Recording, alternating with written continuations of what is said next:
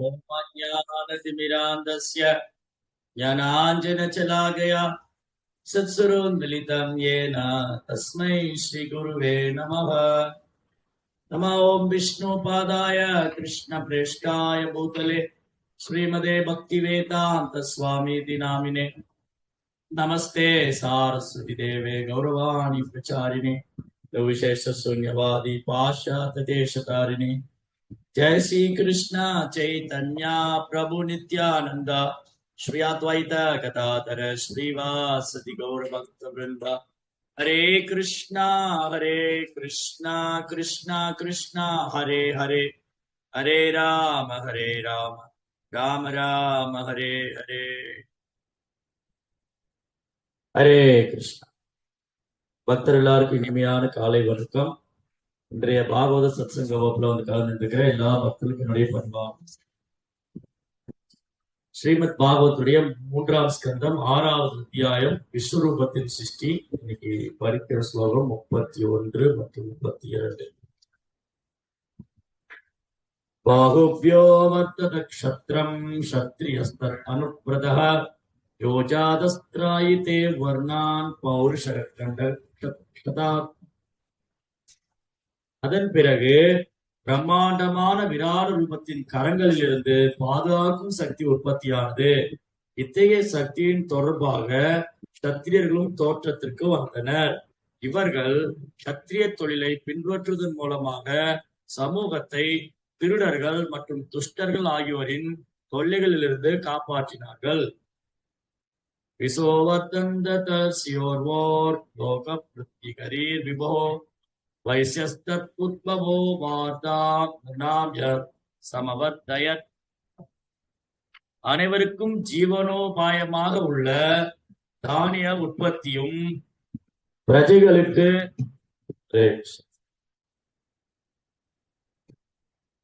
பிரஜைகளுக்கு அவற்றை விநியோகிப்பதிலும் பகவானின் பிரம்மாண்டமான ரூபத்தின் தொடைகளிலிருந்து உற்பத்தியானது. இதை நிறைவேற்றும் பொறுப்பை ஏற்றுள்ள வர்த்தக பிரிவினர் வைஷ்யர்கள் என்று அழைக்கப்படுகின்றனர். சரி, இது நேற்றைய வகுப்போட தொடர்ச்சி. இன்னைக்கு உள்ள காலகட்டத்துல சமுதாயத்துல நிறைய சர்ச்சையான விஷயங்கள், குழப்பங்கள், தெளிவுபடுத்தப்படாத விஷயங்கள் நிறைய இருக்கு. அதுல ஒன்று வந்து இந்த வர்ணாசிரம தர்மம், வர்ணாசிரம சிஸ்டம், வர்ண ஆசிரமம், இதை பற்றிய விஷயங்கள் இன்னைக்குள்ள சமுதாயத்துல இது சம்பந்தமா இந்த பிராமணர், சத்திரியர், வைஷ்யர், சூத்ரர், இந்த 4 பிரிவு, இந்த 4 பிரிவு குறித்து பல்வேறு தவறான கருத்துக்கள், தப்பான அபிப்பிராயங்கள், தவறான புரிதல்கள், அப்புறம் குழப்பங்கள், சர்ச்சைகள் இன்னைக்கு நாளுக்கு நாள் அதிகமாயிட்டே இருக்கு. இது குழப்பமாகும். இதுக்கான காரணம் என்னன்னா, ஏன் வந்து இன்னைக்கு சமுதாயத்துல யார் பிராமணர், யார் சத்திரியர், யார் வைஷ்யர், யார் சூத்ரர், எதன் அடிப்படையில அவங்க அறியப்படுறாங்க, இந்த சமூக பிரிவுகள் யாரால், எதனால், எதற்காக ஏற்படுத்தப்பட்டது, இந்த சமூக பிரிவுகள் அவசியமா, இந்த சமூக பிரிவினுடைய நோக்கம் என்ன, இந்த கேள்விகளுக்கு பதில் தகுதியற்ற நபர்கிட்ட இருந்து கேட்கணும். எப்பவுமே கேள்விக்கான பதில் வந்து சரியான நபர்கிட்ட இருந்து கேட்கணும்.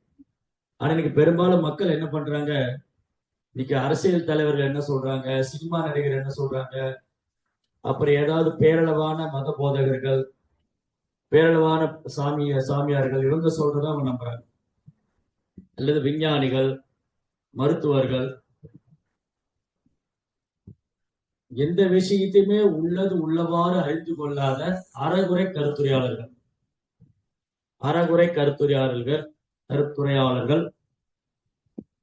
விஷயத்த சரியா புரிஞ்சுக்காம, சரியா உணராம, அவங்க மனம் போன போக்குல பேசுறவங்க, பேச்சு உரிமை இருக்கு, எழுத்துரிமை இருக்கு, யாரு என்ன வேணாலும் பேசலாம், என்ன வேணாலும் செய்யலாம்னு நினைச்சிட்டு இருக்கிறவங்க, இந்த மாதிரி நபர்கிட்ட இருந்து கேட்கவே கூடாது. நம் விஷயத்தை உள்ளவாறு அறிந்து கொள்ள வேண்டுமானால் சரியான நபர்கிட்ட கேட்கணும். இப்ப நம்ம அடிக்கடி இந்த உதாரணம் கொடுத்திருக்கோம். என்னது? பள்ளிக்கூடத்துல படிக்கிற மாணவர்கள் எந்த பாடத்தில் சந்தேகம் இருக்கிறதோ அந்த பாடத்தின் ஆசிரியர்கள் வந்து கேட்டு தெளிவுபடுறது. கணக்கு, அறிவியல், வரலாறு, தமிழ், ஆங்கிலம், இந்த ஓரொரு கல்விக்கும் ஓரொரு பாடத்துக்கும் ஒரு ஆசிரியர். அந்த ஆசிரியர் அந்த பாடத்தில் உள்ள சந்தேகங்களை நிவர்த்தி செய்வார். எனக்கு கணக்கு பாடத்தில் உள்ள சந்தேகத்தை போய் அறிவியல் வாத்தியார்ட்ட கேட்டா அவர் எப்படி விளக்கம் தருவாரு? கணக்கு பாடத்தில் உள்ள சந்தேகத்தை கணக்கு வாத்தியார்ட்ட கேட்க, அறிவியல் பாடத்தில் உள்ள சந்தேகத்தை அறிவியல் வாத்தியார்ட்ட கேட்க, அறிவியல் பாடத்தில் உள்ள சந்தேகத்தை போய் வரலாறு வாத்தியார்ட்ட கேட்டா சரியாக. அதனால அந்தந்த வகுப்புக்கு அந்தந்த பாடத்துக்கு ஒரு ஆசிரியர் இருக்கிற மாதிரி ஆத்மீக விஷயங்களுக்கான ஆசிரியர் இருக்காங்க. ஆன்மீக விஷயத்துக்கான ஆசிரியரை தான் குருமார்கள் என்று அழைக்கும். இந்த குருமார்கள் எப்படி எப்பேற்பட்டவங்களா இருக்கணும்? குருவுக்கான தகுதி என்ன? யார் வேணாலும் குருவாயிரலாம்னு அர்த்தம். இன்னைக்கு வந்து காவி வஸ்திரம் போட்டு ஒரு ஆசிரமத்துல உட்காந்துக்கிட்டு அவர் குருவாயிட்டாரு, அவர் சத்குரு ஆயிட்டாரு அப்படிலாம் அர்த்தம் கிடையாது. குருவுக்கான தகுதி என்னங்கிறத நேற்று நம்ம வகுப்பினுடைய இறுதியில பார்த்தோம். ஒருத்தர் பிராமணரா இருந்தா மட்டும் போதாது, பிராமணரா இருந்தா மட்டும் ஒருத்தர் குருவா ஏற்றுக்க முடியாது. அப்ப குருவுக்கான தகுதி என்ன? அவர் பகவானே பக்தராக இருக்க வேண்டும். ஆன்மீக குரு அல்லது ஸ்பிரிச்சுவல் மாஸ்டர், ஆன்மீக ஆசான், அவருக்கான தகுதி முதலில் அவர் பகவான் கிருஷ்ணனுடைய பக்தராக இருக்க வேண்டும். இரண்டாவது, அவர் அங்கீகரிக்கப்பட்ட அதிகாரப்பூர்வமான ஆச்சாரிய சம்பிரதாயத்தில் வரக்கூடியவர். நேற்று பெஞ்ச மழையில திடீர்னு முளைச்ச காளான் மாதிரில குரு வர முடியாது. நேற்று மழை பெஞ்சா சின்னதா ஒரு கொடைக்காலம் வரும். இன்னைக்கு ஃபுல்லா மழை பெஞ்சதுன்னு வச்சுக்கோங்களேன். இன்னைக்கு ஃபுல்லா மழை பெஞ்சா நாளைக்கு திடீர்னு ஒரு கொடைக்காலம் முளைச்சிடும். அந்த மாதிரிலாம் திடீர்னு குரு வர முடியாது. ஒரு குருங்கிறவருடைய தகுதி என்னன்னா, அவரு அங்கீகரிக்கப்பட்ட அதிகாரப்பூர்வமான ஆச்சாரிய சம்பிரதாயத்துக்கு வரக்கூடியதா. திடீர்னு ஞானோதயம் வந்தாலும் குரு ஆயிட முடியாது. அவர் நேற்று வரைக்கும் பௌதிகவாதியா இருந்தாரு, திடீர்னு அவருக்கு ஞானம் வந்துச்சு, அவர் குரு ஆயிட்டாரு. அப்படிலாம் கிடையாது. அப்படியெல்லாம் குரு ஆக முடியாது. ஒருத்தர் குரு ஆகும்னா அவரு இந்த பரம்பரா சிஸ்டம், குரு பரம்பரா, அங்கீகரிக்கப்பட்ட அதிகாரப்பூர்வமான ஆச்சாரிய சம்பிரதாயத்தில் இருக்கிற ஒரு ஆச்சாரியனை சரணடை. இப்படி இந்த குரு பரம்பரா இது வந்து பகவான் இருந்து ஆரம்பிக்குது. கிருஷ்ணன் இருந்து ஆரம்பிச்சு கிருஷ்ணர், பிரம்மா, நாரதர், வியாசர், மாத்வாச்சாரி, இப்படி இந்த பரம்பரை இறங்கி. அப்படி அங்கீகரிக்கப்பட்ட அதிகாரப்பூர்வமான ஆச்சாரிய சம்பிரதாயத்திலிருந்து வரக்கூடிய ஒரு ஆச்சாரியர், அந்த ஆச்சாரிய சீடர்கள் குருமார்கள், அந்த குருமார்கள்ட்ட தான் ஆன்மீக சந்தேகம் கேட்கணும். இந்த வர்ணாசிரம் தர்மம்னா என்ன? வர்ணாசிரம் தர்மத்தை யார் தோற்றுவிச்சாங்க? வர்ணாசிரம் தர்மத்தை எதுக்காக தோற்றுவிச்சாங்க? இந்த வர்ணாசிரம் தர்மத்தின் நோக்கம் என்ன? அதை கலியுகத்துல பின்பற்ற முடியுமா? இது சம்பந்தமா கலியுகத்துல என்னென்ன தவறான கருத்துக்கள்லாம் பேசுறாங்க? இதெல்லாம் வந்து யார்கிட்ட கேட்கணும்? ஒரு அங்கீகரிக்கப்பட்ட அதிகாரப்பூர்வமான ஆச்சாரிய சம்பிரதாயத்துல வரக்கூடிய ஒரு குருட்ட கேட்கணும். அதை விட்டு எனக்கு அந்த சினிமா நடிகர் ரொம்ப பிடிக்கும், அவர்கிட்ட கேட்டேன், அவர் அப்படி சொன்னாரு, அவர் பக்கத்து வீட்டுக்கார்ட்டு கேட்டேன், எழுத்து வீட்டுக்கார்ட்டு கேட்டேன், குமுதம் பத்திரிகையில படிச்சேன், இதெல்லாம் அதிகாரப்பூர்வமான தகவல்கள். இதை குழப்பத்தில் இருக்கிறவங்க மேலும் குழப்பத்துல. சினிமா நடிகர்கள் வந்து பொழுதுபோக்காக நடிக்கிற அவங்க கிட்ட போய் ஆன்மீக விஷயங்களை கேட்கணும். யார்கிட்ட என்ன கேட்கணும், யாரை எங்க வைக்கணும்னு தெரிய கலியுகம். கலியுக மக்கள் அறிவு பற்றாக்குறையினால யார்கிட்ட என்ன கேட்கணும், யாரை எங்க வைக்கணும்னு தெரியாது. இதுதான் வந்து அறியாமையினுடைய விளைவு. சரி, அப்போ இன்னைக்கான கேள்வி என்னது? வர்ண ஆசிரம தர்மம் என்றால் என்ன? பதில் தெரிஞ்சவன் கை தூக்கலாம். வர்ண ஆசிரம தர்மம் என்றால் என்ன?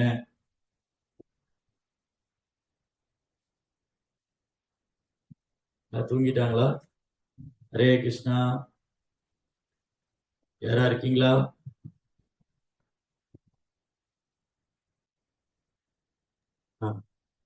கந்தஷ்யாம் மாதாஜி. பிரபு ஹரே கிருஷ்ணா பிரபு. பிரணாம்ஸ் பிரபு. பிரபு அதான் 4 பிரிவினர்ல இருக்கிறவங்களும் அவங்களுடைய கடமைகளை கரெக்டா செய்யும் பொழுது இந்த சமூகம் எந்த ஒரு பாதிப்பும் இல்லாம இருக்கும் அப்படிங்கிறது வர்ணாசிரமம் அமைப்பு. இந்த வர்ணாசிரம தர்மம், வர்ண ஆசிரமம், 4 வர்ணம் 4 ஆசிரமம். ஆசிரமம்னா ஆன்மீக பயிற்சி செய்யப்படும் இடம். ஆசிரமம் என்றால் ஆன்மீக விஷயங்களை பயிற்சி செய்யும் இடம். வர்ணம் என்றால் 4 விதமான வர்ணம். பிராமணர், சத்திரியர், வைஷ்யர், சூத்திரர். இது 4 வர்ணம். பிரம்மச்சாரி, கிரகஸ்த, வனரப்பிரஸ்த, சன்னியாசி. இது 4 ஆசிரமம். இந்த வர்ணாசிரமத்தை தோற்றுவிச்சவர் யாரு? யார் தோற்றுவிச்சாரு?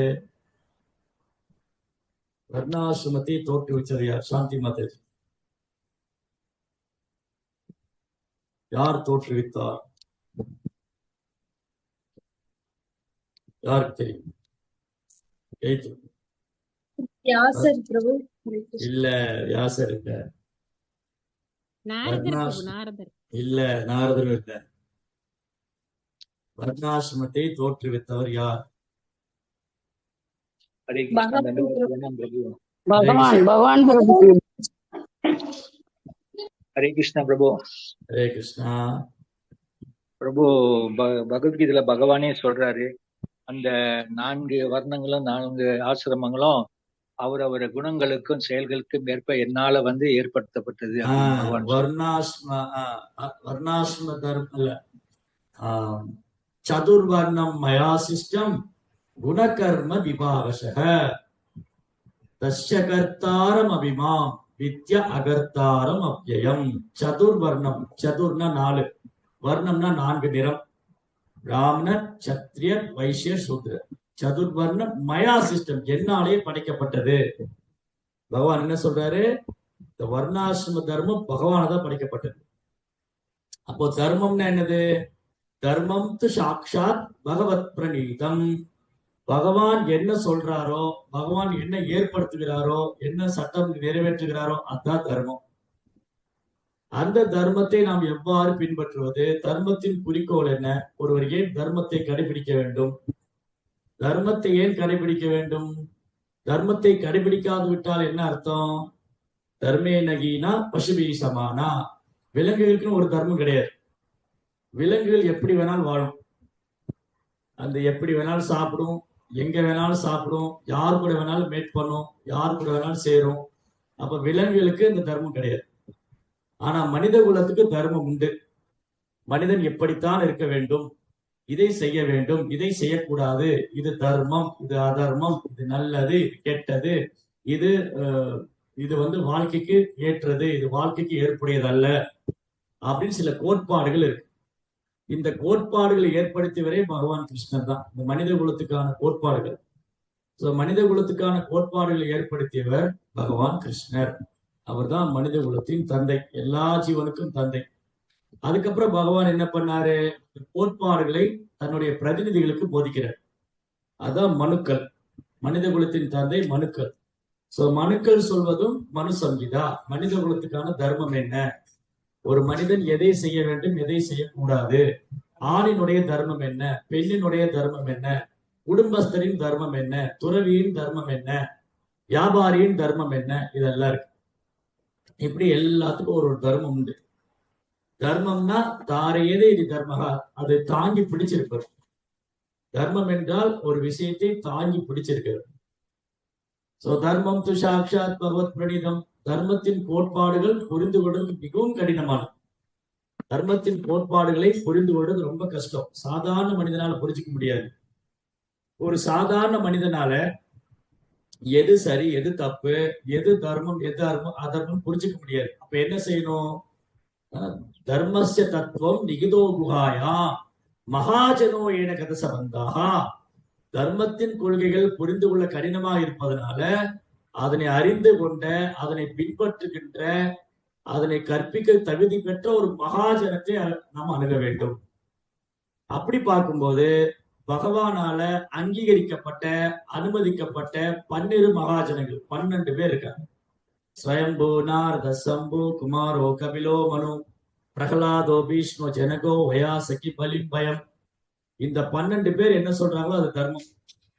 பகவான் என்ன சொல்றாரோ அது தர்மம். அதை அப்படியே பின்பற்றக்கூடிய இந்த 12 பேரும் என்ன சொல்றாங்களோ அதுதான் தர்மம். அப்போ தர்மம் அப்படின்னு சொன்னா மாற்றம் இல்லாததுன்னு அர்த்தம். மாற்ற முடியாது, மாற்றக்கூடாது, மாற்ற முடியாது. தர்மாங்கிற வார்த்தைக்கு பிரபுபாதர் என்ன சொல்றாரு, ஒருத்தருடைய உத்தியோக கடமைன்னு சொல்றாரு. ஆனா நீங்க இதுல பாத்தீங்கன்னா டிக்ஷனரியில பிரபுபாதர் ஒரு கிளாஸ்ல என்ன சொல்றாரு, தர்மாங்கிற வார்த்தைக்கு டிக்ஷனரியில ஆங்கில அகராதியில மத கோட்பாடுகள், மத கொள்கைன்னு வச்சிருக்காங்க. அது தவறான விளக்கம். தர்மம்னா மத கோட்பாடு கிடையாது. தர்மம் என்றால் மத கோட்பாடோ மத கொள்கையோ அல்ல. சோ இங்கிலீஷ் டிக்ஷனரியில தர்மா மீன்ஸ் ரிலிஜியஸ் பிரின்சிபல் அப்படின்னு டிரான்ஸ்லேட் பண்ணிருக்காங்க. ஆங்கில அகராதியில தர்மம் என்ற வார்த்தையை மத கோட்பாடுகள்னு மொழிபெயர்ப்பு செஞ்சிருக்காங்க. அது தவறானது. So dharma is not religious principle. தர்மங்கிறது மத கோட்பாடு அல்ல. Dharma means one's occupational duty. தர்மாங்கிறது ஒருவருடைய நித்தியமான, தர்மா என்பது ஒருவருடைய நித்தியமான உத்தியோக கடமை. அப்ப ஜீவனுடைய தர்மம் என்ன, மனிதனுடைய தர்மம் என்ன? ஜீவேரே சொருபோய் கிருஷ்ணேரே நித்தியதா. இதுதான் ஜீவாத்மாவுடைய உண்மையான உத்தியோக கடமை. ஒரு ஜீவாத்மாவுடைய உண்மையான உத்தியோக கடமை என்னன்னா பகவானுக்கு சேவை செய்ய வேண்டும். அந்த பகவானுக்கு சேவை செய்ய வேண்டிய ஜீவனுக்கு அதற்கான சேவை செய்வதற்கான ஒவ்வொருக்குள்ள குணத்துக்கும் தொழிலுக்கும் ஏற்றாற் போல பிரிக்கப்பட்டார். அதான் வர்ணாசிரம சிஸ்டம். வர்ணாசிரம தர்மம் என்பது குணத்தின் அடிப்படையிலும் தொழிலின் அடிப்படையிலும் பிரிக்கப்பட்டது. சரி, இப்ப திரும்பி முன்னாடி இருந்து வரும். தர்மம் என்றால் சாட்சாத் பகவானால் ஏற்படுத்தப்பட்டது. தர்மம் என்றால் மாறாமல் இருப்பது. தர்மம் என்றால் ஒருடைய உத்தியோக கடமை, ஒருத்தர் செய்ய வேண்டியது, ஒருவர் ஆற்ற வேண்டிய உத்தியோக கடமை தான் தர்மம். அதுல ஒவ்வொருத்தருக்கும் ஒரு உத்தியோக கடமை இருக்கு. அந்த உத்தியோக கடமை மூலமா எப்படி இறைவனை திருப்தி செய்வது. அப்போ வர்ணம் என்றால் 4: பிராமணர், சத்திரியர், வைசியர், சூத்திரர். ஆசிரமம் என்றால் 4: பிரம்மச்சாரி, கிரகஸ்தன், வனரஸ்தன், சன்னியாசி. ஆசிரமம் என்றால் ஆன்மீக விஷயத்தை பயிற்சி செய்யும் இடம். சோ வர்ணாசிரமம் என்பது பகவானாலே ஏற்படுத்தப்பட்டது. எதன் அடிப்படையில் ஏற்படுத்தப்பட்டது? குண கர்ம விபாகச. குணத்தின் அடிப்படையிலும் தொழில் அடிப்படையில். ஒருவர் என்ன குணத்தில் இருக்கிறாரோ அதை வைத்து அவர் இந்த வர்ணத்தை சார்ந்தவர். ஒருவர் என்ன தொழில் செய்கிறாரோ அதை வைத்து அவர் இந்த வர்ணத்தை சார்ந்தவர். குண கர்ம விபாகசம். ஆனா இன்னைக்கு கலியுகத்துல எப்படி தப்பா புரிஞ்சுட்டு இருக்காங்க, பிறப்பின் அடிப்படையில் நினைக்கிறேன். பிராமணனுக்கு மகனா பிறந்தா பிராமணன், சத்திரியனுக்கு மகனா பிறந்தா சத்திரியன், சூதரனுக்கு மகனா பிறந்தா சூதரன். நோ, இது முற்றிலும் தவறான புரிதல், தவறான கருத்து. சோ ஒருத்தர் எந்த குணத்தில் இருக்காரோ, எந்த தொழில் செய்யறாரோ அதை வைத்து அவர் அறியப்படுகிறார். பிராமணரா, சத்திரியரா, வைசியரா அல்லது சூதரரா.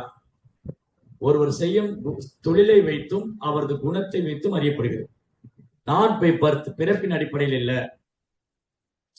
சரி, இப்ப எதுக்காக இது ஏற்படுத்தப்பட்டது? யாரால் ஏற்படுத்தப்பட்டது? கிருஷ்ணரால் ஏற்படுத்தப்பட்டது. எதுக்காக பகவானால் ஏற்படுத்தப்பட்டது? அவரை அடைவதற்காக ஒரு வாய்ப்பு. அவங்க அந்தந்த ஜீவாத்மா ஓரொரு மனிதனும் அவனவன் குணத்திற்கும் அவரவர் தொழிலுக்கும் ஏற்றாற் போல இறைவனை திருப்தி செய்யலாம். அவங்க டியூட்டியை ஒழுங்கா பண்றது மூலமா, அவங்க கடமையை சரியா நிறைவேற்றது மூலமா இறைவனை திருப்தி செய்யலாம். அதற்காக தான் ஏற்படுத்தப்படும். அப்போ சமுதாயத்துல எல்லாரும் ஒரே பிரிவா இருக்க முடியாது. ஒருத்தருக்கு ஒரு குணம் இருக்கு, ஒரு தொழில் இருக்கு, அதை வைத்து அறியப்படுகிறது. சமுதாயத்துல எல்லாருமே பிராமணராக முடியாது, எல்லாருமே சத்திரியரா இருக்க முடியாது, எல்லாருமே வியாபாரியா இருக்க முடியாது, எல்லாருமே சூதரா இருக்க முடியாது. இப்போ உதாரணத்துக்கு நீங்க வட இந்தியா போனீங்கன்னு வச்சுக்கோங்களேன். வட இந்தியால மனிதர்களை 4 விதமா அழைப்பாங்க. அவங்க பேருக்கு பின்னாடி இதை ஆட் பண்ணிருப்பாங்க. பண்டிட் ஜி, ஸ்ரீகாந்த் பண்டிட் ஜி, அப்புறம் ஸ்ரீராம் தாக்கூர் சாப், பண்டிட் ஜி, தாக்கூர் சாப், அப்புறம் சேட் ஜி, கிருஷ்ண மண்டல் சேட் ஜி, அப்புறம் சௌத்ரி ஜி, கபூர் சௌத்ரி ஜி, அல்லது கிருஷ்ண சௌத்ரி ஜி, இந்த மாதிரி வச்சிருப்பாங்க. இது எதன் அடிப்படையில் வச்சிருக்காங்க? அவங்க தொழில அடிப்படையில். பண்டிட் ஜி, தாக்கூர் சாப், சேட்ஜி அண்ட் சௌத்ரி. பிராமண, சத்ரிய, வைஷ்ய, சூத்ரா. இது எதன் அடிப்படையில? அந்த தொழில் செய்யறதுனால அவர் பிராமணர். பிராமணருக்கு உண்டான தொழில் செய்யறதுனால அவர் பிராமணர். பிராமணருக்கு உண்டான தொழில் என்ன? 6 விதமான தொழிலால அவர் பிராமணராக அறியப்படுறார். யார் பிராமணர்? எப்படி பிராமணரை அடையாளம் காண்பது? பூணூல் போட்டவங்க தான் பிராமணர் இல்ல. பூணூல் போட்டா பிராமணரு இல்ல, பிராமண குலத்துல பிறந்தனால பிராமணர். நோ. இந்த 6 தொழில் செய்தால்தான் அவர் பிராமணர். அது என்னது 6 தொழில்? சத்கர்மா. சத்கர்மானா 6 விதமான தொழில். வதன், பாடன், யஜன், யாஜன், தான, பவித்ரா. அவர் வேதங்களை கற்றிருக்க வேண்டும். தான் கற்றுக்கொண்ட வேதங்களை கற்பிச்சு கொடுக்கணும். அவர் பகவானை வழிபட வேண்டும். அந்த வழிபாட்டு முறையை கற்பிச்சு கொடுக்கணும். தங்கிட்ட உள்ள பொருளை தானம் கொடுக்கலாம், பிறர் கொடுக்கக்கூடிய தானங்களை ஏற்றுக்கொள்ளலாம். சோ பிராமணா மீன் டீச்சர். பிராமணானா குரு, ஆசிரியர். அப்ப அவர் கத்துனதை மற்றவங்க கத்துக் கொடுக்கணும். சாஸ்திரம் கத்துக் கொடுக்கணும், பகவானை வழிபடுறதை கத்துக் கொடுக்கணும். அதுக்கப்புறம் தங்கிட்ட உள்ள பொருள் தானம் கொடுக்கலாம், பிறர் கொடுக்கக்கூடிய தானங்களை ஏற்றுக்கொள்ளலாம். சோ பிராமணா வாழ்க்கைனா எளிமையான வாழ்க்கை, உயர்வான சிந்தனை. Brahmana life means simple living. I think இன்னைக்கு பாத்தீங்கன்னா அதெல்லாம் மாறிடுச்சு. ஒரு காலத்துல பிராமணன்னா அக்ரஹாரம் இருக்கு. இந்த அக்ரஹார வீடு எல்லாம் பெரிய அரண்மனை மாதிரிலாம் இருக்காது, நீளமா ட்ரைன் பூட்டி மாதிரி இருக்கும். நீங்க எவ்வளவு பேர் அக்ரஹார வீடு பார்த்திருக்கீங்கன்னு தெரியலைங்க. அக்ரஹார வீடுனா கோயிலை சுத்தி இருக்கும், நடுவுல கோயில் இருக்கும், நடுவுல ஒரு விஷ்ணு கோயில். எல்லா கிராமத்திலையும் எல்லா கிராமத்திலையும் போனா ஒரு விஷ்ணு கோயில், ஒரு சிவன் கோயில், 2 கோயில், 2 பெரிய கோயில் எல்லா கிராமங்கள்லயும். அந்த காலத்துல கோயிலை சார்ந்து குடி அமைச்சுக்கிட்டாங்க. கோயிலை சுத்திதான் வீடுகள் இருக்கும். எங்க நதிகள் இருக்கோ, நதிகள், மலைகள், இந்த மாதிரி இயற்கையை சார்ந்த நாகரிகம். காடும் காடு சார்ந்த நிலமும், வயலும் வயல் சார்ந்த நிலமும், நதியும் நதி சார்ந்த நிலமும், இப்படி குறிஞ்சி, முல்லை, மருதம், நெய்தல், பாலை, இந்த இயற்கையை சார்ந்து மக்கள் குடியேறினாங்க. ஏன்னா இயற்கை தான் வாழ்வாதாரம். இயற்கை வாழ்வாதாரமா இருக்கிறதுனால இயற்கையை சார்ந்து குடியேறினாங்க. அப்போ கோயிலுக்கு பக்கத்தில் அருகாமையில பகவானுக்கு சேவை செய்வதற்காக பிராமணர்கள் குடியேறினார். இந்த பிராமணர்கள் ரொம்ப எளிமையா வாழ வேண்டியவங்களால இவங்களை பராமரிக்கும் பொறுப்பு மன்னருடையது. ராஜா என்ன பண்ணுவாரு? பிராமணர்களுக்கு வசதிகள் ஏற்படுத்தி தருவார். ஏன்னா பிராமணர் ஒருத்தர்கிட்ட போய் கை நீட்டி சம்பளம் வாங்கக்கூடாது. என்னைக்கு பிராமணர் ஒருத்திட்டு போய் கை கட்டி நின்று கை நீட்டி சம்பளம் வாங்குறாரோ அப்போ ஒரு சூதரன் ஆயிட்டு. சோ பிராமணா வாங்கக்கூடாது, பிராமணா கொடுக்கணும். பிராமணா நாலேஜ் கொடுப்பாரு. பிராமணன் அறிவு, ஆன்மீக அறிவு கொடுப்பாரு. சத்திரியர் அவரை பராமரிக்கணும். அவங்களுக்கு நிலம் கொடுக்கறது, அவங்க தங்க வசதி ஏற்படுத்தி தர்றது, பசுக்களை தானமா கொடுக்கறது, அவங்க வாழ்க்கைக்கு தேவையான வாழ்வாதாரம் சத்திரிகளை சார்ந்திருக்கு. ஒரு மன்னனுடைய கடமை பிராமணர்கள், குழந்தைங்க, பெண்கள், வயதானவங்க, இவங்களை எல்லாம் பாதுகாக்க வேண்டியது ஒரு மன்னருடைய பிரஜைகளை பாதுகாக்க வேண்டியது மன்னருடைய கடமை. சரி, அடுத்தது சத்திரியன். ஃபர்ஸ்ட் பிராமணா முடிச்சுட்டு அப்புறம் சத்திரியன். So பிராமணோட duty. சோ பிராமணா அப்படின்னா அவர் ரொம்ப எளிமையா வரும். அன்னைக்கு பிராமணனுடைய வாழ்க்கை எப்படி இருந்தது அப்படின்னா, குருகுலம் நடத்துவாங்க. அந்த குருகுல்ல வரக்கூடிய குழந்தைங்க என்ன தட்சணை கொடுப்பாங்களோ அதான் அவங்களுக்கு. திண்ணை பள்ளிக்கூடம், குருகுலம். சில பிராமணர் இந்த மாதிரி குருகுலம் நடத்துவாங்க. பிராமணர்லயே நிறைய கேட்டகரி இருக்காங்க. விப்ரா, அப்புறம் பண்டிட், அப்புறம் விப்ரா, பண்டிட், அப்புறம் புரோஹித், அப்புறம் இன்னும் 2-3 பேர் சொல்லுவோம். இந்த டக்கு ஞாபகம் வரல. அந்த வேத மந்திரம் சான் பண்றவங்களுக்கு ஒரு பேர் இருக்கு. அந்த மாதிரி ஒரு கேட்டகரி இருக்காங்க. வேத மந்திர பாராயணம் செய்யறவங்க, கோயில்ல பூஜை செய்யக்கூடியவங்க, யாகங்கள் செய்யக்கூடியவங்க, குருகுலம் நடத்துறவங்க, இந்த மாதிரி டிஃப்ரெண்ட் கேட்டகரி இருக்கு. இன்னும் சில பிராமணர் என்ன பண்ணுவாங்க, நெல் வயல்ல கதிர் அறுத்ததுக்கு அப்புறம் எஞ்சி உள்ள தானியங்களை எடுத்து வந்து அதை சமைச்சு அதை தானியத்தை வந்து நிவேதனம் செஞ்சு சாப்பிடக்கூடிய பிராமணர். இப்படிதான் வாழ்ந்திருக்காங்க. ரொம்ப ரொம்ப எளிமையான வாழ்க்கை. நாம முன்பே சொன்ன மாதிரி அவங்க வீடு வந்து பெரிய அரண்மனை மாதிரில இருக்காரு. நீளமா ட்ரெயின் பெட்டி மாதிரி இருக்கு. அக்ரகாரம் சொல்லி கோயிலை சுத்தி வீடுகள் இருக்கு. கோயிலை சுத்தி வீடுகள். அந்த வீடு எதுக்குன்னா அவங்க போய் தங்குறதுக்கு அவ்வளவுதான். மீது கூடுமான நேரம் கோயில்ல தான் இருப்பாங்க. காலையில பிரம்ம முகூர்த்த நேரத்துக்கு கோயில வந்து திறந்தா, காலையில 3:30 மணி கோயில திறந்தா அங்க வந்து மங்களாரத்தி, விஸ்வரூப தரிசனம், அதுக்கப்புறம் அபிஷேகம், அப்புறம் அலங்காரம், அப்புறம் தரிசனார்த்தி, அப்புறம் நிவேதனம், திரும்பி அடுத்த பூஜை, அதுக்கப்புறம் அலங்காரம், அதுக்கப்புறம் நிவேதனம், திரும்பி ஓய்வு. மதியம் 1 மணில இருந்து 4-5 மணி வரைக்கும் ஓய்வு, திரும்பி அடுத்த ஆரத்தி. இப்படி ராத்திரி மாலையில சில நேரங்கள் உற்சவங்கள் இருக்கும். தெப்போற்சவம், ரதோற்சவம், இந்த மாதிரி பல்வேறு உற்சவங்கள். தெப்ப திருவிழா, தேர் திருவிழா, வசந்த உற்சவம், இந்த மாதிரி 365 நாள் ஃபெஸ்டிவல். ஸ்ரீரங்கம், காஞ்சிபுரம், ஜெகநாதபுரி, பிருந்தாவனம், மாயாப்பூர், இந்த மாதிரி தாமத்துல போனா 365 நாள் திருவிழா. தினமும் ஏதோ ஒரு பண்டிகை. அந்த மாசம் தேர் திருவிழா, இந்த மாசம் தேர் திருவிழா, அப்புறம் தெப்போற்சவம், ரதோற்சவம், இது ஏதாவது உற்சவம் வந்துட்டே இருக்கும். ஏதாவது பாகவதர்கள் வந்து கதா காட்சியம் பண்ணிட்டே இருப்பாங்க. பாகவத சப்தாகம், பாகவத வகுப்பு, இந்த மாதிரி நாம சங்கீர்த்தனம். இப்படிதான் வேலை. தூங்குறதுக்கு மட்டும்தான் வீடு. அதனாலதான் அந்த வீடு சிம்பிளா இருக்கும். இது நேரம் பூரா பகவானுடைய சேவை தான். இப்படி இருக்கக்கூடிய பிராமணர் என்ன, அவருடைய குணம் என்ன, எந்த குணத்தினாலும் பிராமணர் அறியப்படுறாரு? அதுவும் இந்த பிரபுபாத் சொன்ன மாதிரி பகவத்கீதை 18th chapter 41th verseல இருந்து 44th verse வரைக்கும். பகவத்கீதை 18ஆம் அத்தியாயத்துல 41ஆம் பதம் முதல் 44ஆம் பதம் வரை இந்த பிராமணர், சத்திரியர், வைசியர், சூத்திரர் யாரு, எப்படி அவங்க அடையாளம் காணப்படுறாங்க. இன்னைக்கு பாக்குற மாதிரி பிறப்பால் அல்ல. பிராமணன்னா சத்திய சமோ தப சௌச்சம் சாந்தி ராஜ்யமே வச்ச ஞான விஞ்ஞானம் ஆஸ்திக்கம் பிரம்ம கர்ம சுபாவம்.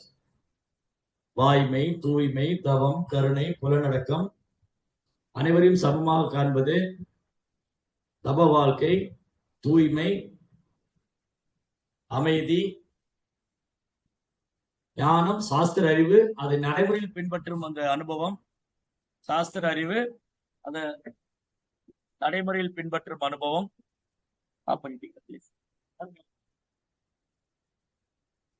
அது வந்து நடைமுறையில் பின்பற்றும் அறிவு. இந்த குணங்களால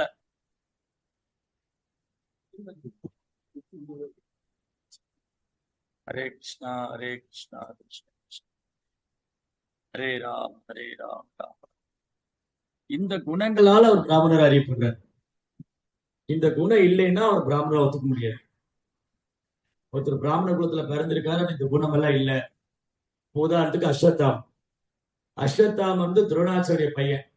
ஆனா பிராமணருக்கு உண்டான குணமே இல்ல. அதை விட சூதரனை விட ஒரு கீழ்த்தரமான செயல் பண்ணார் அஸ்வத்தாம்.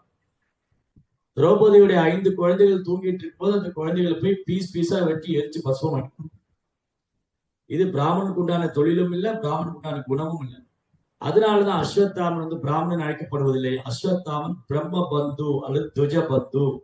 பிராமண குலத்தில் பிறந்து வீழ்ந்தவர், வீழ்ச்சி அடைந்தவர். இன்னைக்கு ஏற்கனவே பெரும்பாலும் உயர்ந்த வகுப்புல பிறந்தவங்கள வீழ்ச்சி அடைச்சு. கலோ சூத்திர சம்பவ, கலியுகத்துல எல்லாரும் சூத்திரன். அஸ்வத்தாமா, அஸ்வத்தாமா பிராமண குலத்துல பிறந்தாலும் அவர் பிராமணனுக்கு உண்டான தொழில் பண்ணல. அதனால அஸ்வத்தாமனை பிராமணனை கருத முடியாது. பிறப்பின் அடிப்படையில் இல்ல. இந்த மாதிரி பிராமணா லைஃப் மீன்ஸ் பிரம்ம ஜானா திதி பிராமணா. பிறப்பால் அல்ல பிராமணன், தன்னை உணர்ந்தவரே பிராமணன்.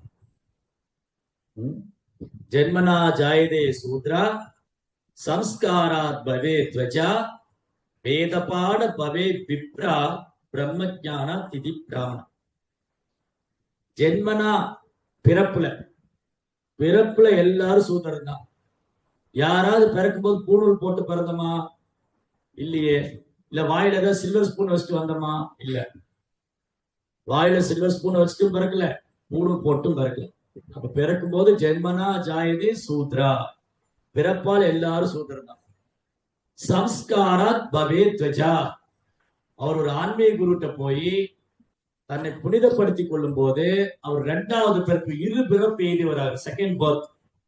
முதல் பிறப்பு வந்து இந்த ஒரு அப்பா அம்மா இந்த உடம்பு, ஒரு தாய் தந்தையர் கொடுத்த உடல் முதல் பிறப்பு. இப்ப நமக்கு இந்த உடம்பு இருக்கு இல்லையா, இப்ப இந்த உடம்பு, இந்த உடல் இருக்கிற ஆத்மா, ஒரு ஆத்மா ஒரு உடம்பு எடுத்துட்டு இது முதல் பிறப்பு. செகண்ட் பர்த், 2வது பிறப்பு என்னது? ஆன்மீக குருட்ட போய் மந்திர தீட்சை பெறுவது. சம்ஸ்காரா பவே துவஜா. ஒரு ஆன்மீக குருவை அணுகி அவர்கிட்ட மந்திர தீட்சை பெற்றுக்கொண்டு காயத்ரி மந்திரம் ஜபிக்கும் போது 2வது பிறப்பு. வேத பாட பவே விப்ரா. அவன் சாஸ்திரம் படிக்கும் போது பண்டிதனாக, நான் இந்த உடல் அல்ல ஆத்மா அப்படின்னு உணர்ந்தால் மட்டும்தான் நான் பிராமணனாக. அப்போ 2 வேர்டு நேற்று படிச்சோம், பிராமணான் கிருப்பனா. கிருப்பனா அப்படிங்கிறவங்க தன்னை உடலோடு அடையாளப்படுத்திக்கிறவங்க. பிராமணான்னு சொன்னா அவர் தன் ஆத்மாவோட அடையாளப்படுத்து. ஆன்மாவை காண்பவன் பிராமணன், உடலை காண்பவன் கிருப்பனன். யாரெல்லாம் வந்து உடலை பார்க்கிறாங்களோ, ஓ இவர் உயர்ந்தவர், அவர் தாழ்ந்தவர், இவர் வந்து ஏழை, அவர் பணக்காரரு, இவர் அந்த ஜாதி, இவர் இந்த ஜாதி, அவர் பிறப்பால சூத்திரன், கீழ்குலத்தை இப்படி உடலோடு அடையாளப்படுத்தி காண்பவன் கிருப்பனன். அல்லது உடல் சார்ந்த தேவைகளுக்காக மட்டுமே சிந்திப்பவன். இந்த புலன்பம் எப்படி அனுபவிக்கலாம், புலன்களை திருப்திப்படுத்த என்னென்ன செய்யலாம், அதற்கான சிந்தனையில் மட்டுமே இருப்பவன் கிருப்பனன். ஆன்மீக முன்னேற்றம் என்ன, ஆத்மாவை உணர்ந்து எவ்வாறு நான் பிறப்பிறப்பு விடுபடுவது என்று சிந்திப்பவன் பிராமணன். எவ்வளவு அப்படி பண்ணல அப்படின்னா, ஆன்மீக விஷயங்களை சிந்திக்கல, பகவானை சரணடையில, பகவானுக்கு சேவை பண்ணல, பகவானை பக்தரா இல்லைன்னா அவர் வந்து பிராமணரா எடுத்துக்க முடியாது.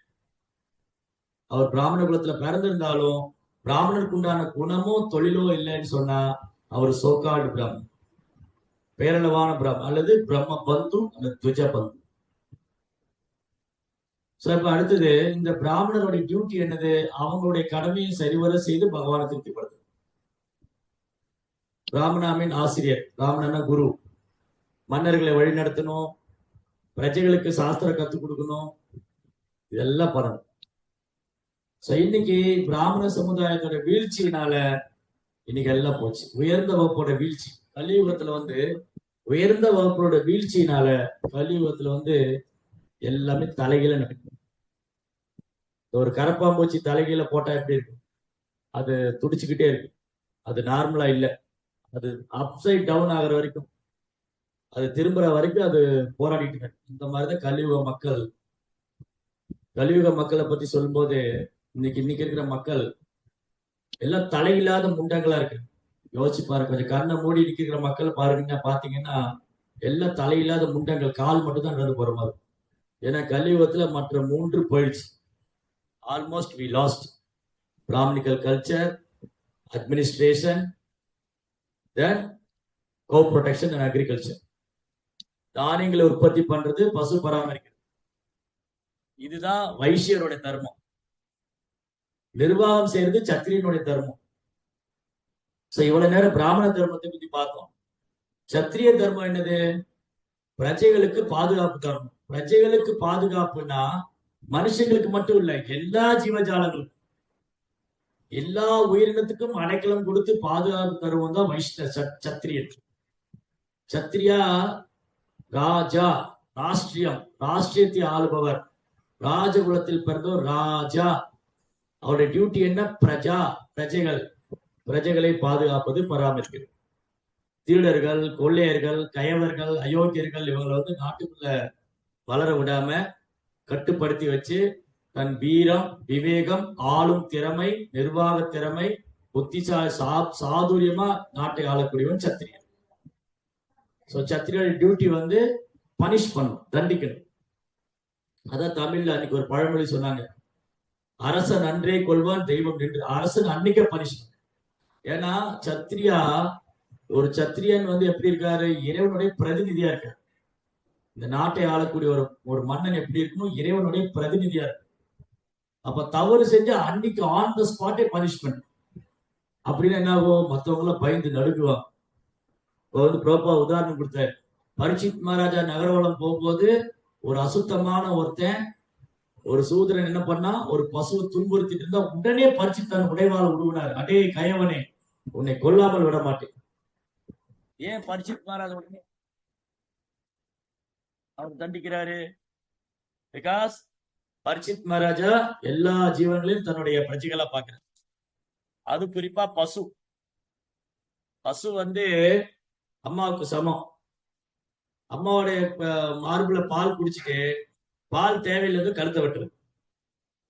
அம்மாவுடைய மார்புல மடியில பால் குடிச்சிட்டு பால் தேவையில்லைன்னு கழுத்தை வெட்டுறது. அதுதான் அந்த சமுதாயம்.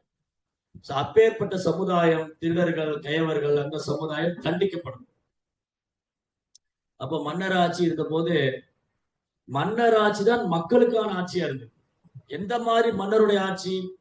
பரீட்சித், யுதிஷ்டிரர், அம்பரீஷர், ஜனகர், தசரதர், துருவர், பிரகலாதர், இவங்க மாதிரி மன்னர்கள், ராஜ ரிஷிகள். இந்த ராஜ ரிஷியுடைய ஆட்சி வந்து மன்னர் ஆட்சி அல்ல, அது மக்களுக்கான ஆட்சியா இருக்கு. அது பேர் தான் மன்னர் ஆட்சி, ஆனா அது மக்களுக்கான ஆட்சி. ஏன்னா மக்கள்லாம் சந்தோஷமா இருந்தாங்க. திருடர்கள் பயம் இல்ல, கொள்ளையர்கள் பயம் இல்ல, ஒரு பயம் இல்ல. அங்க மகாராஜா அந்த உலகத்தை ஆண்ட போது பிரஜைகள்லாம் சந்தோஷமா இருக்காங்க. திருடர்கள் தொல்லை இல்ல, எந்த ஒரு பஞ்சம், வறட்சி, தொற்று வியாதி, பஞ்சம் கிடையாது, வறட்சி கிடையாது, தொற்று வியாதி கிடையாது, எதுக்குமே வந்து பொற்காலமா இருக்கும். ஆனா வேடன் என்ற ஒரு மன்னன் ஆண்டார், அக்கனுடைய பையன். போச்சு, திருடன் கையிலேயே சாவி போச்சு. சோ வேடன் அயோக்கியனும் கொலகாரனும் கொள்ளக்காரனுமா இருந்ததுனால அவன் கையில ராஜ்யம் கொடுத்தாங்க. ஒட்டுமொத்த சமுதாயம் கதறிச்சு, கதற விட்டான். அது மாதிரிதான் இன்னைக்கு ஆட்சி. இன்னைக்கு எப்படி கலியுகத்துல ஆட்சி நடக்குதுன்னா, மிளேச்சாராஜன் ரூபினா, தகுதியற்ற நபர்களை மக்கள் தேர்ந்தெடுத்துறாங்க. எந்த ஒரு தகுதியும் இல்லாம, எந்த ஒரு அடிப்படையும் இல்லாம ஒருத்தர் தேர்ந்தெடுத்து. நீங்க நல்லா பாருங்க, டாக்டர் ஆகணும் அப்படின்னா ஒருத்தர் மெடிக்கல் காலேஜுக்கு போய் படிச்சிருக்கு 5 வருஷம். ஒருத்தர் டாக்டர் ஆகணும்னா 5 வருஷம் மெடிக்கல் காலேஜில் படிக்கணும். லாயர் ஆகணும்னா ஒரு 3-4 வருஷம் லா காலேஜில் போய் படிக்கணும். என்ஜினியர், எல்லா துறைக்கும் படிப்பு வச்சிருக்காங்க. ஆனா ஒரு எம்எல்ஏ எம்பிக்கு எந்த ஒரு தகுதியும் தேவையில்லை.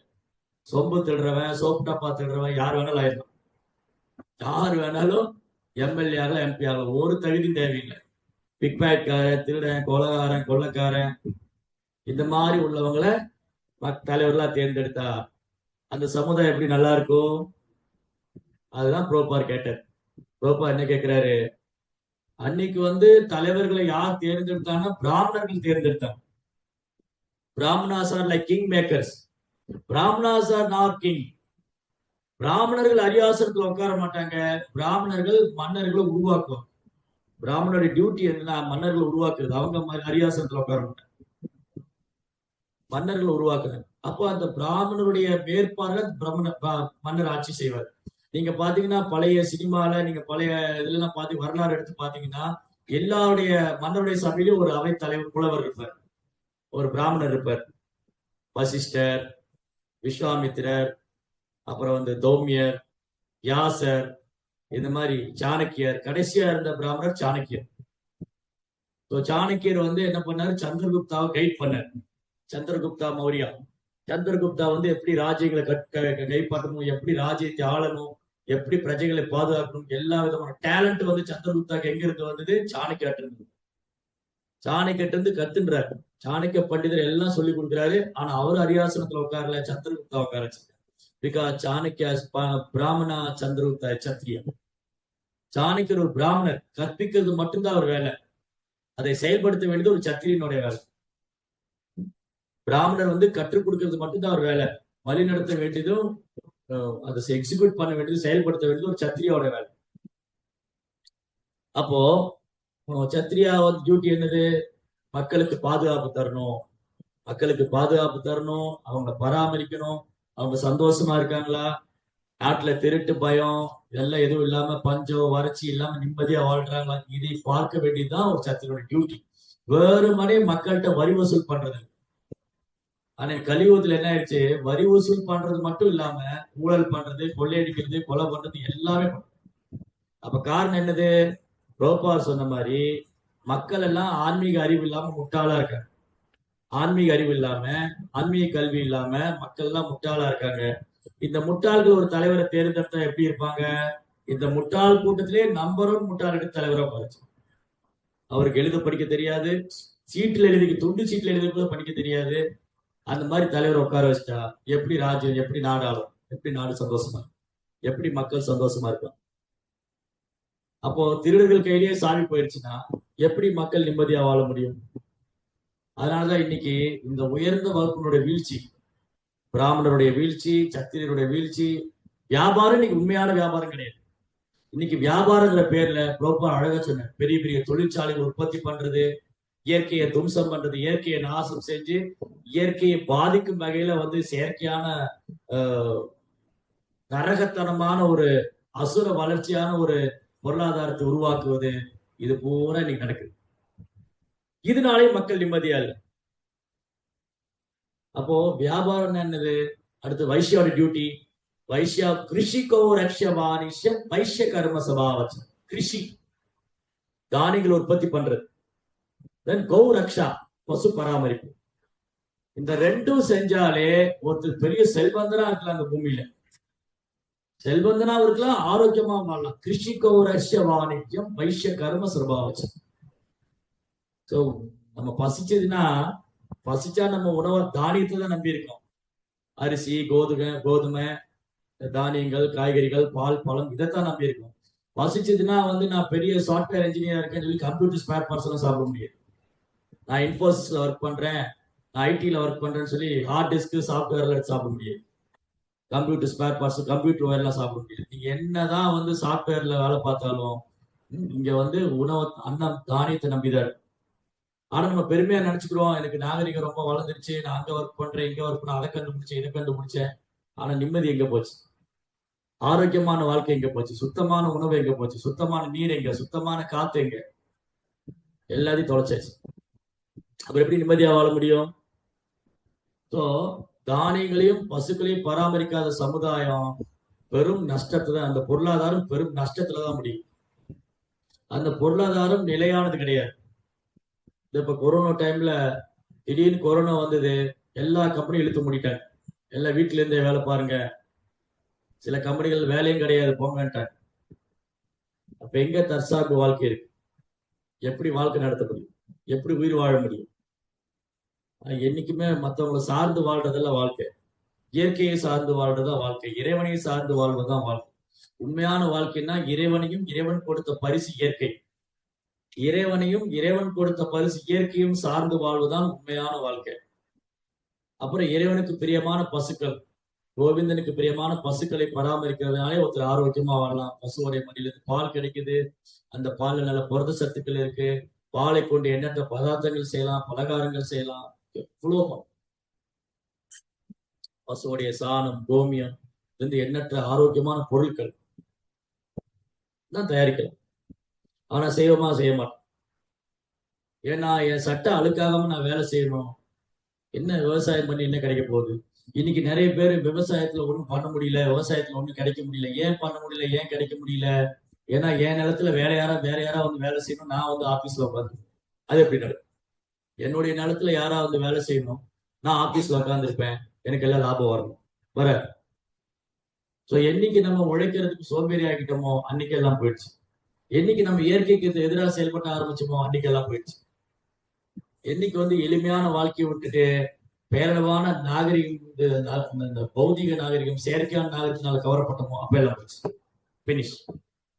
சோ இன்னைக்கு உண்ற உணவு சுத்தமா இல்ல, சுவாசிக்கும் காத்து சுத்தமா இல்ல, தண்ணியை காசு கொடுத்து வாங்குறோம். பெருமை வேற இதுல நாங்க வந்து மினரல் வாட்டர் வாங்கி குடிக்கிறோம், கேன் வாட்டர் வாங்கிடுவோம். எங்க உங்க நாட்டுல புனித நதியெல்லாம் ஓடுதுங்க, கங்கா, யமுனா, சரஸ்வதி, கோதாவரி, தாமிரபரணி, காவேரி.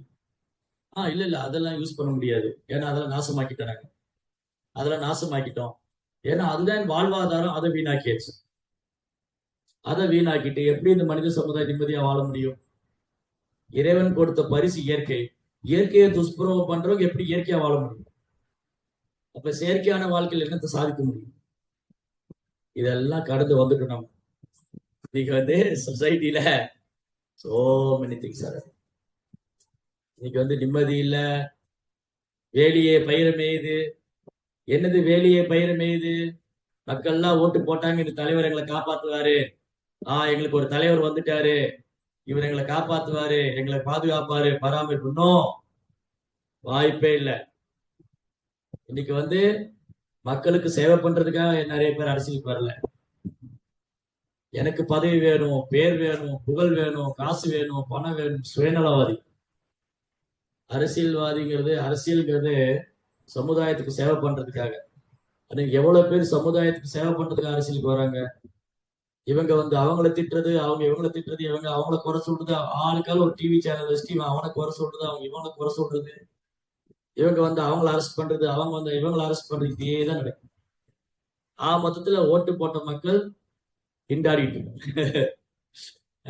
இதுதான் கலியுகம். கலியுகத்துல இவங்க தேர்ந்தெடுத்த தலைவர்கள்லாம் வந்து சௌகரியமா வாழ்றாங்க. இவங்க எப்படி வாழ்றாங்க? இன்னும் அதே நிலைமையில தான். இதுதான் கலியுகம்.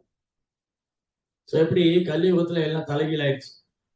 பிராமணர்கள் தங்கள் தகுதியை இழந்துட்டாங்க, மன்னராட்சி போய் மக்களாட்சி வந்துருச்சு, வியாபாரங்கிற பேர்ல பெரிய பெரிய தொழிற்சாலைகள், கசாப்பு கூடங்களை உருவாக்குறாங்க. இந்த சமுதாயம் எப்படி நிம்மதியா இருக்க முடியும்? அதனாலதான் கலியுகத்துல எல்லாம் சூதனை. அதனால கலியுகத்துல வர்ணாசிரம தர்மத்தை ஸ்ட்ரிக்டா ஃபாலோ பண்றது ரொம்ப கஷ்டம். இனி கொண்டு வர்ணாசிரம தர்மத்தை வந்து பின்பற்றுறது ரொம்ப ரொம்ப கஷ்டம். அதனாலதான் வந்து பக்தி, பாகவத தர்மம், இந்த பாகவத தர்மத்தை ஏற்றுக்கொள்ளும் போது ஆட்டோமேட்டிக்கா எல்லாரும் எஸ்டாப்ளிஷ் ஆயிடும். ஒருத்தர் பாகவத தர்மத்தை ஏற்றுக்கொண்டு அதன்படி பக்தி யோகத்துல செயல்பட ஆரம்பிக்கும் போது அவங்க சுபாவத்துக்கு தகுந்த மாதிரி தொழில் செய்ய ஆரம்பிப்பாங்க. அப்ப சமுதாயத்துல எதுக்கு பற்றாக்குறை? பிராமணர்களுக்கு தான் பற்றாக்குறை. ஏன்னா இதை கற்பிக்க வேண்டியது பிராமணர்கள், சாஸ்திரம் கற்பிக்க வேண்டியது பிராமணர்கள். சோ பிராமணருக்கு பற்றாக்குறை, சூதருக்கு பற்றாக்குறையே இல்லை. ஏன்னா இன்னைக்கு இருக்கிற எஜுகேஷன் ஃபுல்லா சூதர்களை தான் உருவாக்கு. இன்னைக்கு இருக்கிற மெட்டீரியல் எஜுகேஷன், இன்னைக்கு இருக்கிற பௌதிக கல்வி சூதர்களை தான் உருவாக்குறதே தவிர பிராமணர்கள் அல்ல. வேத கல்வி யாரை உருவாக்குச்சு? பிராமணர்களை உருவாக்குச்சு. அதனால இன்னைக்கு பற்றாக்குறை எங்கிருந்து ஆரம்பிக்குது? இன்னைக்கு உணவுக்கு பற்றாக்குறை கிடையாது. பிரபுபாதர் என்ன சொல்லுவாரு? இன்னும் நிறைய நிலங்கள் வந்து காலியா தான் இருக்கு. இந்த நாட்டுல இன்னும் நிறைய நிலங்கள் காலியா தான் இருக்கு. அதனால உணவுக்கு பற்றாக்குறை கிடையாது. இவங்களுடைய நிர்வாகம் தான் சரியில்லை. இன்னைக்கு வந்து நிர்வாகம் சரியில்லையே தவிர உணவுக்கு பற்றாக்குறைங்கிற பேச்சு கிடையாது. நீ எவ்வளவு கோடிக்கணக்கான மக்கள் வந்தாலும் உணவு தயாரிக்க முடியும். உணவுக்கு பற்றாக்குறை கிடையாது. அப்ப எதுக்கு பற்றாக்குறை? ஆன்மீக விஷயங்களுக்கு பற்றாக்குறை, கடவுள் நம்பிக்கைக்கு பற்றாக்குறை, கடவுள் மேல நம்பிக்கை ஏற்படுத்துறவங்களுக்கு பற்றாக்குறை, இந்த தர்மத்தை கற்பிக்கிறவங்களுக்கு பற்றாக்குறை, பிராமணர்களுக்கு பற்றாக்குறை. அதனாலதான் பிரபுபாதர் இந்த கிருஷ்ண பக்தி இயக்கத்தை ஏற்படுத்தினார். இந்த கிருஷ்ண பக்தி இயக்கத்தின் மூலமா ஒருத்தர் கலந்துகிட்டு தன்னை தான் விடுவிச்சுக்கலாம் இந்த பிறப்பு சுழற்சியில இருந்து. எல்லாரும் அந்த கிருஷ்ண உணர்வை தீவிரமா பயிற்சி பண்றது மூலமா அவங்க கிருஷ்ண பக்தியை எடுத்துட்டு மற்றவங்க சொல்லிக் கொடுக்கறது மூலமா குருவாகும். இதுதான் சைத்தன்ய மாபு சொல்ற. கிபா விப்ரா கிபா நாசி சூத்ரஹரண ஹே கிருஷ்ண தத்துவ வேதே ஸ்ரீ குருவாள். நேற்று படிச்சோம். ஒருத்தர் எந்த குலத்துல பிறந்திருந்தாலும் சரி, பிராமணரோ சத்திரியரோ வைசியரோ சூதரனோ, ஏன்னா கலியுகத்துல எல்லாரும் குணம்லாம் மாறிடுச்சு. ஆனா கிருஷ்ண விஞ்ஞானத்தை ஏத்துக்கிட்டு கிருஷ்ண பக்தி ஒருத்தர் பயிற்சி பண்ணா அவருக்கு உலகத்துக்கே குருவாக முடியும். யாரே தேக்கோ தாரே கலோ கிருஷ்ணோ பதே சமாரா கியா குரு ஹோயா தேஸ். சைத்தன்யா சொல்ற, நீங்க யாரை பார்த்தாலும் சரி, எங்க போனாலும் சரி, கிருஷ்ணா பத்தி சொல்லுங்க. இந்த மாதிரி நீங்க உலகத்துக்கே குருவா இருக்க முடியும். அப்ப இப்ப எதுக்கு பற்றாக்குறை? கிருஷ்ண பக்திக்கு தான் பற்றாக்குறை, இறை உணர்வுக்கு தான் பற்றாக்குறை, இறைவனை உணர்வதற்கு தான் பற்றாக்குறை, இறைவன் மேல அன்பு செய்யறதுக்கு தான் பற்றாக்குறை, இதை கற்பிச்சு கொடுக்கறது தான் பற்றாக்குறை. வேற எதுக்கு பற்றாக்குறை கிடையாது. இன்னைக்கு மக்கள் பெரும்பாலும் எந்த விஷயங்களும் ரொம்ப ஆர்வம் செலுத்துறாங்க? புலன்பு விஷயத்துல ஆர்வம் செலுத்துறாங்க. எல்லாருமே பாருங்க கடினமா உழைக்கிறாங்க, பகலா உழைக்கிறாங்க, டே நைட் ஷிஃப்ட் போட்டு உழைக்கிறாங்க, வாயில நுர தள்ளுற அளவுக்கு உழைக்கிறாங்க. எதுக்காக? நான் புலன்பு அனுபவிக்க முடியுமா? என் சொந்தக்காரங்க பத்தி நான் வசதியா வாழணும், பேர் வாங்கணும், புகழ் வாங்கணும், வீடு வாங்கணும், காரை வாங்கணும், அதை வாங்கணும், இதை வாங்கணும். மொத்தத்துல நிம்மதி யாரும் வாங்க முடியல. நிறைய பணம் வச்சிருக்காங்க, கோடி கோடியா பணம் இருக்கு, செல்வம் இருக்கு, பேர் இருக்கு, புகழ் எல்லாம் இருக்கு. இவங்க ஆசைப்பட்டதெல்லாம் கிடைக்குது. ஆனா நிம்மதி கிடைக்கல. நிம்மதியான வாழ்க்கை, அமைதியான வாழ்க்கை கிடைக்கல. ஏன் கிடைக்கல? ஏன்னா அவங்க கிருஷ்ணா விட்டாங்க. ஆன்மீக விஷயங்களை பயிற்சி பண்ண விட்டா பௌதிகத்துல எவ்வளவு உயரத்துல போனாலும் இங்க அவங்க நிம்மதியா வாழ முடியாது. இதை நம்ம கண் கூட பார்க்கலாம். இல்லாட்டி ஏன் வந்து பெரிய பெரிய பணக்காரர்கள் தற்கொலை செஞ்சுக்கணும்? ஏன் சண்டை போட்டுக்கணும், ஏன் பிரிஞ்சு வாழணும், ஏன் சேர்ந்து வாழ்றது இல்ல, ஏன் வந்து கூட்டு குடும்பங்கள் இல்ல, ஏன் நீங்கெல்லாம் தனித்தனியா வாழ்றது, ஏன் எல்லாம் சுயநலவாதிகள். சோ எப்படி கலியுகத்துல இருந்து ரொம்ப தூரம் விலகி வந்துட்டோம். நம்முடைய வேத கலாச்சாரம், வேத நாகரிகம், வேத கல்வி இருந்து விலகி வந்து இன்னைக்கு எல்லாம் என்ன பண்ணிட்டு இருக்கோம், சிலந்தி பூச்சி வந்து ஒரு வலையை கட்டி அதுக்குள்ள தானே மாட்டிக்கிட்ட மாதிரி பௌதிக வசதி, பௌதிக நாகரிகம், பேரளவான மேற்கத்திய கலாச்சாரம் இதுக்குள்ள போய் மாட்டிக்கிட்டு உள்ள வெளியே வர முடியாது, கஷ்டப்படுது. சோ இது யார் இதுல இருந்து காப்பாற்ற முடியும்? இந்த மாதிரி துன்பமான வாழ்க்கை, நான் துன்பப்படுறேனே தெரியாம நிறைய பேர் வாழ்ந்துட்டு இருக்காங்க. நான் இந்த துக்காலயமான இந்த ஜட உலகத்துல நான் துன்பப்பட்டுக்கிட்டேன்னு தெரியாமலே நிறைய பேருக்கு அதுதான் அறியாமை.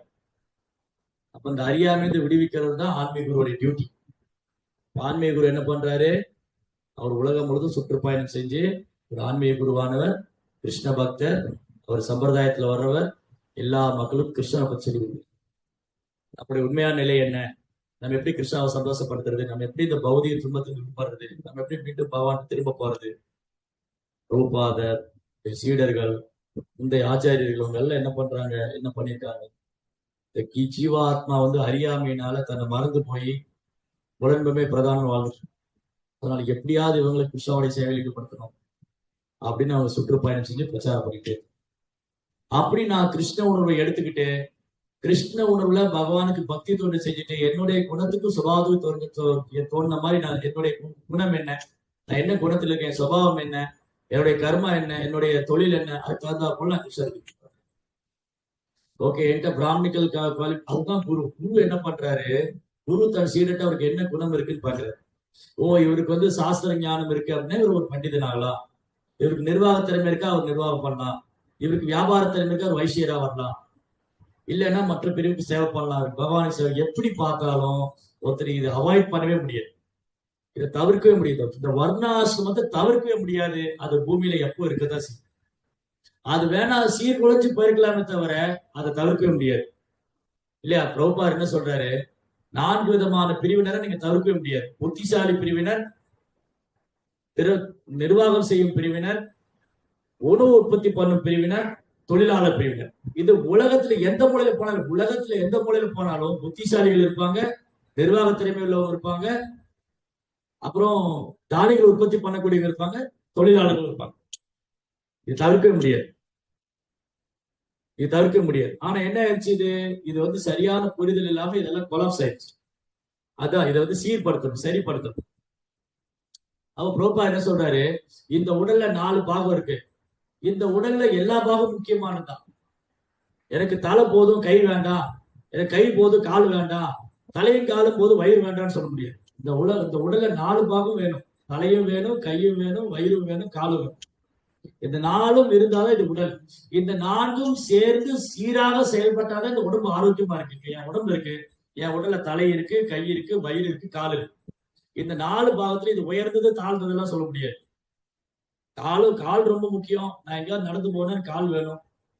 எனக்கு வேலை பார்க்க கை வேணும், எனக்கு உணவு போடுறதுக்கு வயிறு வேணும், இதெல்லாம் யோசிக்கிறதுக்கு மூளை வேணும், புத்தி வேணும், அது தலை வேணும். இது 4ம் அவசியம். இந்த 4ம் ஒருத்தருக்கு சேர்ந்து செயல்பட்டுதான் அவர் உடல் ஆரோக்கியமா இருக்குன்னு அர்த்தம். இந்த 4 பாகம் சேர்ந்து செயல்பட்டா ஒருத்தருடைய உடல் ஆரோக்கியமா இருக்குன்னு அர்த்தம். அப்ப ஏன் தலைப்பாகம் மட்டும் ரொம்ப முக்கியம்னா, அதுதான் இந்த உடலுக்கு வந்து இந்த உடலை மெயின்டைன் பண்றது, இந்த உடலை பராமரிக்கிறது தலைப்பாகம். அந்த மாதிரிதான் சொசைட்டில, சமுதாயத்துல பிராமணர் தலைபாகமாகவும், சத்திரியர் கரபாகமாகவும், கையாகவும், வியாபாரிகள் வயிறாகவும், சூத்திரர்கள் பாதமாகவும் இருக்கு. இப்படிதான் இந்த விராட புருஷன் ரூபத்துல, விராட புருஷன் இந்த பிரம்மாண்டமான ரூபத்துல உயர்ந்தது தாழ்ந்தது கிடையாதுன்னு எதிர்பார்த்தோம். வாய், விராட புருஷனுடைய வாயிலிருந்து பிராமணர் வந்தாங்க அப்படின்னா அந்த பிராமணர்கள் வேத மந்திரத்தை பாராயணம் செய்வது மட்டும். ஒரு பிராமணனுடைய வாயிலிருந்து வேத மந்திரம் மட்டும்தான் வரும், கிருஷ்ணரை பத்தி மட்டும்தான். ஒரு பிராமணர் பேச ஆரம்பிச்சா அவர் சாஸ்திரம் என்ன சொல்லுது, ஆச்சாரியர் என்ன சொல்லியிருக்காங்க, பகவான் இதை மட்டும்தான் பேசணும், அதை மட்டும் பேசுறதுதான் பிராமணன். அதுக்கப்புறம் நிர்வாகம் பண்ணக்கூடிய திறமை உள்ளவங்க சத்திரியர். அது வந்து விராட புருஷனுடைய கரங்கள்ல இருந்து வந்தாங்க. அதற்கான சக்தி, பேசும் சக்தி வந்து பிராமணருக்கு அந்த விராட புருஷனுடைய வாயிலிருந்து வந்தது.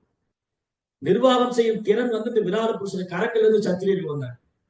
அதே மாதிரி தானியம் உற்பத்தி பண்ணக்கூடிய பிரிவினர் அந்த விராட ரூபத்துடைய தொடையிலிருந்து வந்தாங்க. உழைப்பாளி தொழிலாளர் பிரிவினர் அவருடைய பாதத்திலிருந்து வரும். இப்போ இந்த 4 பாகம் சேர்ந்து செயல்பட்டாதான் உடல் ஆரோக்கியமா இருக்கு. இதுல ஏதாவது ஒண்ணு பிரச்சனைனாலும் இந்த உடல் ஆரோக்கியமா இல்லைன்னு அர்த்தம். எனக்கு இந்த ஷோல்டர், இந்த கை வந்து வலிச்சுக்கிட்டே இருக்கு, அப்ப நான் இயல்பா இருக்குன்னா, ஐயோ இந்த கை வலி தாங்கவே முடியலையே, உடனே அதை சரி பண்ணணும்னு நினைக்கிறேன். இந்த கை வலி வந்து அது சரி பண்ணணும். அதே மாதிரி கால் வலி வந்து வச்சுட்டே இருக்குமா, அது சரி பண்ணணும். வயிறு வலி சரி பண்ணிடாது, தலைவலி சரி பண்ணி. இந்த 4 வலியில ரொம்ப கஷ்டம் வந்து தலைவலி இல்லையா? கை வலி கூட கொஞ்சம் அட்ஜஸ்ட் பண்ணிக்கலாம், எதையாவது பண்ணி பொறுத்துக்கலாம்.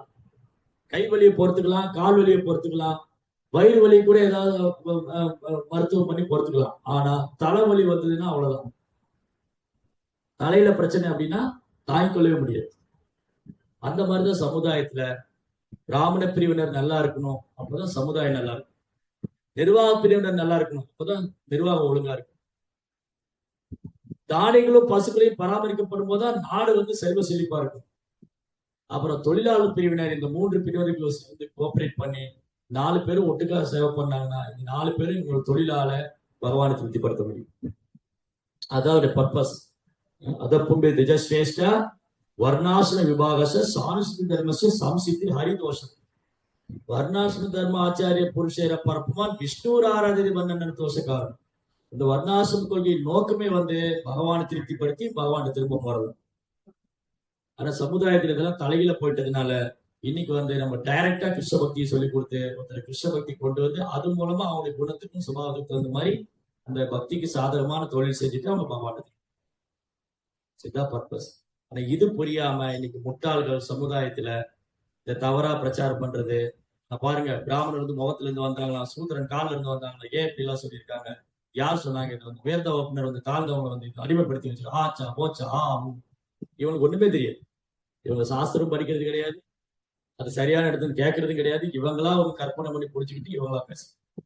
அது தகுந்த போல கலியுகத்துல உயர்ந்த வகுப்பினுடைய வீழ்ச்சி, பேரளவான உயர்ந்த குலத்துல பிறந்துட்டு மற்றவங்க மேல டாமினேட் பண்ணி அவங்கள வந்து அடிமைப்படுத்தி அவங்க மேல வந்து அதிகார துஷ்பிரயோகம் பண்ணி பிராமணர் சத்திரிகள் வந்து பிறப்பால் மட்டுமே அடையாளம் வச்சுக்கிட்டு இந்த அதிகார துஷ்பிரயோகம் பண்ணனாலே இப்போ சமுதாயத்துல பெரும் துன்பத்துக்கு ஆளாயிட்டாங்க.